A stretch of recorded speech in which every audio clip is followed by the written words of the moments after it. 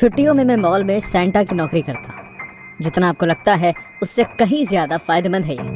वैसे मैं मॉल में सेंटा बनने के लिए काफी कम उम्र का हूँ, पर उसका सिर्फ ये मतलब है कि मैं बाकियों से थोड़ा ज्यादा चुस्त हूँ और थोड़ा सा मेकअप मुझे मॉल में घूम रहे बाकी सेंटास जितना ही अच्छा दिखने में मदद कर देता है। एक बारी बाकी दर्जनों बच्चों की तरह मेरी गोद में एक जान पहचान की दिखने वाली लड़की आकर बैठी, जैसे सभी बच्चे उस दिन कर रहे थे। मैंने पहले भी उसे इस मॉल में बहुत बार देखा था, जब मैं खुद इस मॉल में किसी शॉपिंग के लिए आया जाया करता था। वो लड़की मॉल में काम करने वाली इकलौती रिसेप्शनिस्ट की बेटी थी, जो मेरी जगह से बस एक माले ही ऊपर थी, इसलिए मैंने उसे अपनी मॉम से मिलने आते हुए देखा था। वो लड़की बिल्कुल अपनी माँ जैसी दिखती थी, सुनहरे बालों वाली और ऐसी नीली आंखें जैसे मैंने पहले कभी नहीं देखी थी। वो एक आदर्श परी जैसी दिखती थी, अगर उसके चेहरे पर बैंडेड ना होती। हेलो बेटे, क्या नाम है तुम्हारा? शार्लेट, पर मेरे दोस्त मुझे चार्ली बुलाते हैं। ओके, तो चार्ली, तुम्हें इस क्रिसमस पर कैसा लग रहा है? बहुत अच्छा। मेरी मॉम ने मुझसे वादा किया है कि वो आज मेरे साथ मूवी देखेंगी। अरे ये तो बहुत अच्छी बात है। आपकी मॉम तो बहुत अच्छी हैं। मुझे उम्मीद है कि तुम भी इस साल एक अच्छी बच्ची बनकर रहोगी।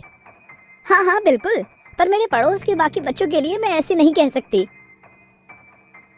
और तुम्हें ऐसा क्यों लगता है? मेरे पड़ोस में एक ऐसा लड़का है जो हमेशा मेरी टांग खींचता रहता है। उसे लगता है कि वो सबसे बेहतर है क्योंकि वो हमारी गली के सबसे बड़े घर में रहता है। वो हमेशा मुझे तंग करता है जब भी मैं उसके घर के पास से निकलती हूँ। कल तो उसने मुझे पत्थर भी मारा और मैं जमीन पर गिर गई। क्या इसलिए तुम्हारे चेहरे पर ये बैंडेड लगा है? हाँ, पर अब इस पर और दर्द नहीं होता। पर मेरी इच्छा है कि वो मुझे तंग करना बंद कर दे। ओह हाँ, ऐसा जरूर होगा। अगर तुम क्रिसमस के जादू पर विश्वास करती हो, सेंटा ध्यान रखेंगे कि अब वो बच्चा तुम्हें और तंग ना करे। क्या सच में? सच में, मैं वादा करता हूँ। चार्ली की मॉम थोड़ी देर बाद उसे लेने आ गई।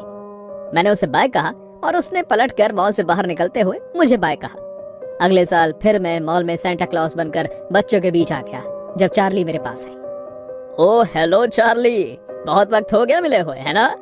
मैं तुम्हें शुक्रिया कहने आई हूँ। तुम्हारा क्रिसमस का जादू काम कर गया। मुझे सुनकर खुशी हुई। वो लड़का कैसा है जो तुम्हें पिछले साल परेशान किया करता था? मुझे नहीं पता और मुझे कोई फर्क नहीं पड़ता। मैंने उसे पिछले क्रिसमस नहीं देखा है।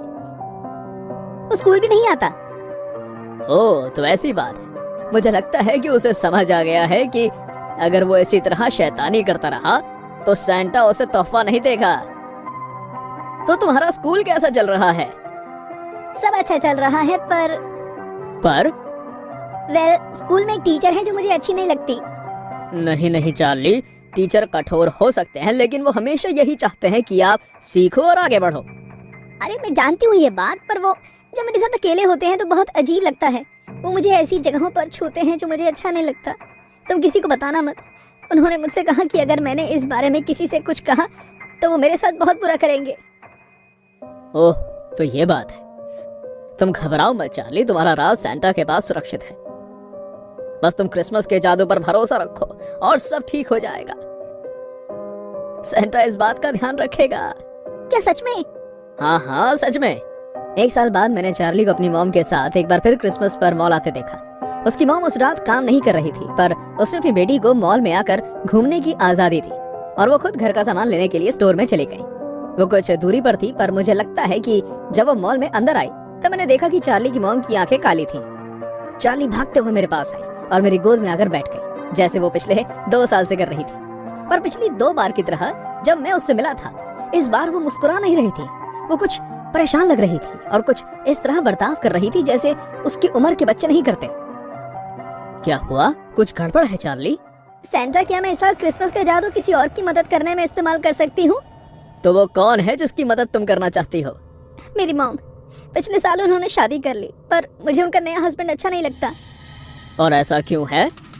वो उन्हें मारता है जब उन्हें लगता है कि मैं नहीं देख रही, पर मुझे सब सुनाई देता है। मेरी मॉम इस बारे में बात नहीं करती और मुझे उनकी चिंता होती है। क्या क्रिसमस का जादू उन्हें मेरी मॉम को मारने से रोक सकता है?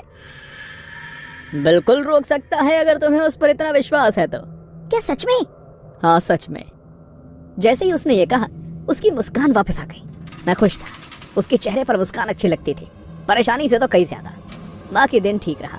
मैंने काफी सारे और बच्चों को मजा करवाया, जबकि मेरे दिमाग में सिर्फ चार्ली का ही ख्याल था।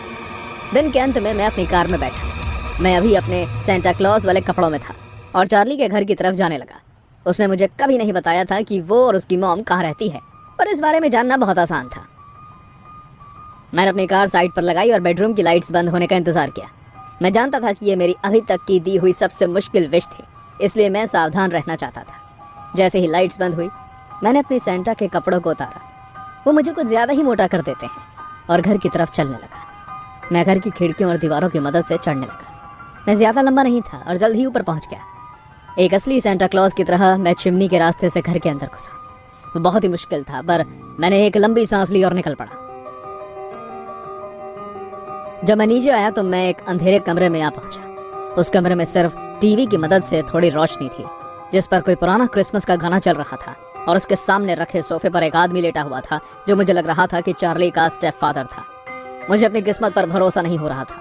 मुझे लगा था कि मुझे अब तक इंतजार करना पड़ेगा जब तक ये आदमी बाथरूम जाने के लिए ना उठता, ताकि मैं उससे आमने सामने बात कर सकूं। लेकिन वो तो मेरे सामने ही था, मेरे सामने सोया हुआ, जैसे कोई सुंदर तोहफा पैक करके पड़ा। मैं धीरे से उस सोए हुए आदमी की तरफ गया, उसके पीछे जाकर खड़ा हुआ और एक छोटे चाकू से उसका गला काट दिया। वो चिल्लाने की कोशिश करने लगा, पर मैंने बड़े ही प्यार से अपना हाथ उसके मुंह पर रखकर दबा दिया ताकि कोई आवाज बाहर ना आ सके। उसके गले से खून निकलने लगा, और जो खून मेरे ऊपर आया वो मेरे सेंटा के लाल कपड़ों में घुल गया। मुझे चार्ली की मॉम से शादी करने में कोई एतराज नहीं, पर मुझे बुरा लगेगा अगर वो इस जैसे आदमी के साथ रहेगी। तो चार्ली नहीं जानती थी, और शायद उसकी मॉम भी नहीं जानती होगी, पर चार्ली का असली डैड मैं था। चार्ली तब पैदा हुई जब सालों पहले मैंने और उसकी मॉम ने ऑफिस की क्रिसमस पार्टी वाली रात एक साथ गुजारी थी। हालांकि मैं ही एक अच्छा इंसान हूँ जिसे वो सब याद है, मैं एक बच्चे की जिम्मेदारी उठाने के लिए तैयार नहीं था। इसलिए मैंने उसकी मॉम को कभी नहीं बताया कि चार्ली का डैड मैं हूँ।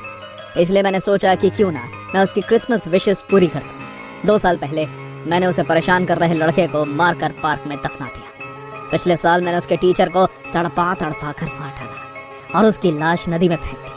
और इस साल मैं एक चोर बनकर उसकी मॉम को एक बुरे हस्बैंड से मुक्ति दिला रहा हूँ। मैं चार्ली की जिंदगी का हिस्सा तो नहीं बन सकता, पर कभी कभी साल के जादुई समय में मैं उसे क्रिसमस के नाम पर कोई तोहफा तो दे ही सकता हूँ।